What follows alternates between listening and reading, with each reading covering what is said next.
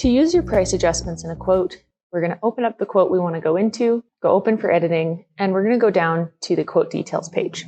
At the very bottom, you'll see you have this include markup or discount option. So let's say we want to add a discount. You can go save, and you can name it whatever you want. You can either make it a dollar value or a percentage discount.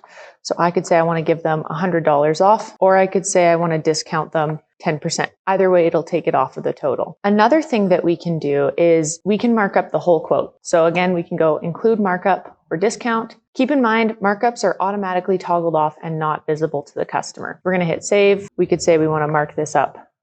Let's say 15%. It's going to hide it from the customer, but it will include it in the total. So if we go up and we go view page, all the customer is going to see is their discount, their quote subtotal, and their total, but the markup is included in there. They're just not going to be able to see it. Keep in mind that your discounts only apply to the individual tabs of your quote details. So if you have multiple tabs or a good, better, best, you'll see at the bottom, it doesn't carry over that discount. So again, you'll just want to go into each tab and add the discount in there